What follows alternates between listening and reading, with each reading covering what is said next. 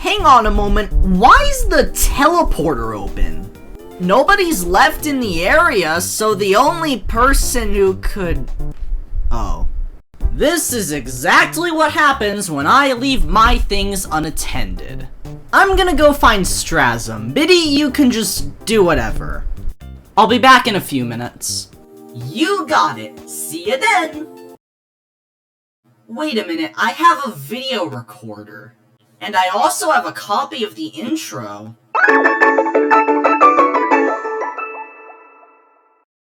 Oh yeah, forgot about that. Well, it's the best I can do. Anyways, hi everybody!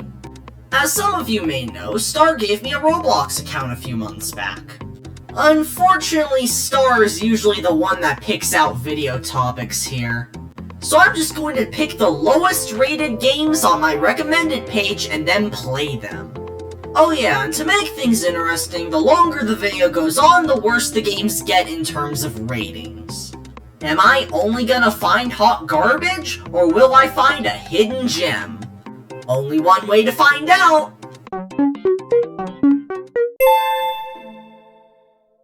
First on the list is Halloween Scare Nights with 49% likes.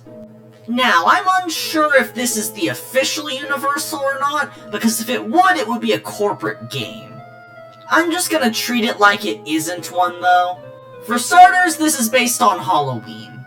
As far as I know, me and Star don't have any plans for Halloween, but I mean, hey, anything could happen. Either way, the decoration actually looks pretty solid here. Generally, these kinds of games don't really do anything with the decoration, however, I have to praise it this time. There are also multiple haunted houses we can check out. So without further delay, let's see if they're any good, Are you kidding me? I have to pay 50 Robux to even play the game? Okay, yeah, I can see why this game has so few likes now. But I mean, hey, I do have some spare Robux, so I might as well try it. I then went into the Barnyard Terror attraction, and... No way! This is a line simulator?! This isn't even an immersive thing where you have to wait for the other players to go. There are only 3 people in this server, and there are like 15 in that line! This is literally just making you wait for zero reason other than to buy the Game Pass. I was not gonna spend more Robux on this game after paying 50 to even play it. So, I waited 4.5 minutes and got to the front of the line. The actual experience was a meh at best. The scares were kinda frightening like the first 2 times, however they just reused the same jump scare like 20 times.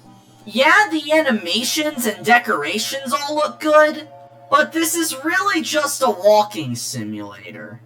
Is it realistic to an actual haunted house? Yeah, it is. But not everything needs to be translated into Roblox, especially if you're paying for it. Now that I left the horror ride feeling empty at best, I'm going to go to the next game. Logo quiz is next! Yeah, extremely original idea there. The first part of this quiz was so easy I was getting the logos as I was walking to them. Well, for the most part. Until I got to this, because like, what logo is this? F? Knife? I immediately thought Fortnite, but apparently that wasn't the answer. I went ahead and bought a skip stage, but wouldn't you know it, it doesn't work. I then decided to help this person up, because if I wasn't gonna complete it, she would. Or just leave, I don't know. So skip stage doesn't work, and kill all doesn't really do anything. There's a magic carpet pass, however, yeah. That's just winning the entire game. In fact, is there even a reward for winning the game? I have no idea. Either way, I'm done here. Next up on the list is Math Traps, and I definitely doubt the fact that this game raised 200,000 Robux. Then again, this game has 11 million visits, so I mean that's not completely out of the question. Either way, this game consists of people solving the most basic math questions ever to get 1 extra point on their streak. And by solving, I mean following everybody else when they come to the answer. Did I mention you can kill everybody for 19 Robux?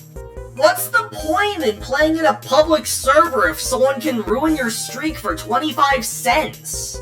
There's also a small obby, but the only thing you can do when you get to the top is either donate, go into an ad, or switch the time. In which, like, cool, I guess? Next up is Logo Race, and I'm already getting suspicious vibes off the bat. Because this game has nearly identical aspects to Logo Quiz. Except this time you can't buy a gravity coil. The quiz itself was painfully easy, listing obvious characters that kids would definitely know about. Not only that, the alternative option is the most blatantly wrong thing ever. If you don't get all of these first try, that's actually completely acceptable. But still, it is extremely easy through and through. I assume the logo, country, and math quizzes are harder. In fact, I'm 100% sure of that. But I decided to go with characters only because I didn't want to do more of this for the next 10 minutes. Instead, I'm gonna check out the next game. Choose Correct Emoji is one of those racing games. It starts out incredibly simple.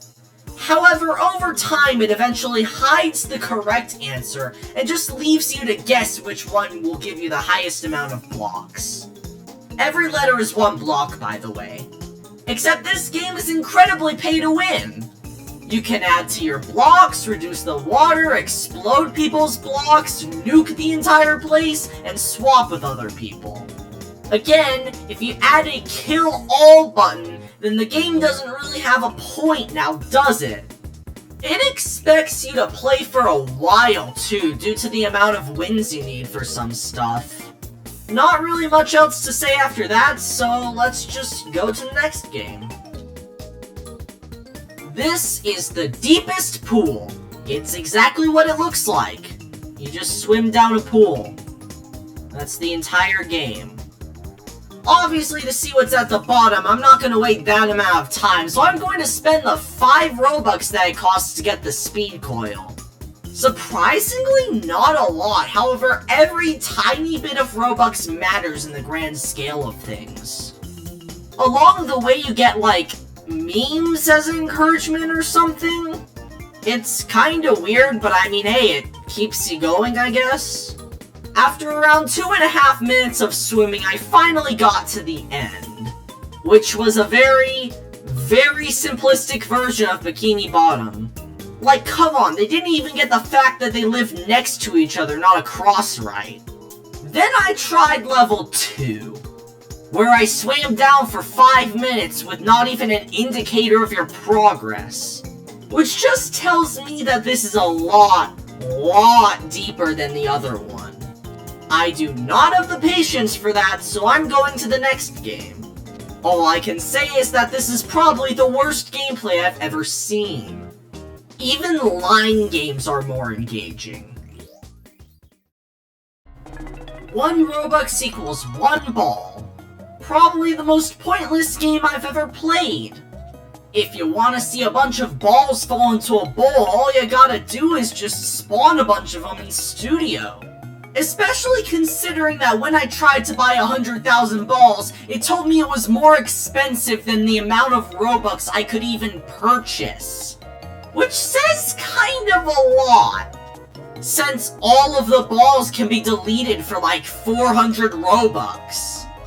There is absolutely 0 point to this game, except watching the balls slowly move down due to server lag.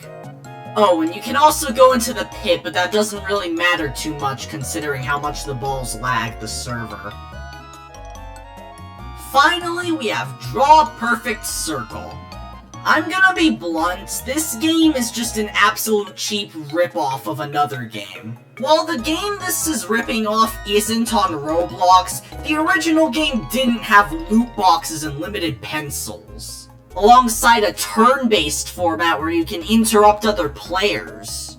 Someone then had the audacity to try and jump scare me, except it was the least scary thing ever. It played the Five Nights at Freddy's jump scare sound with a devil emoji.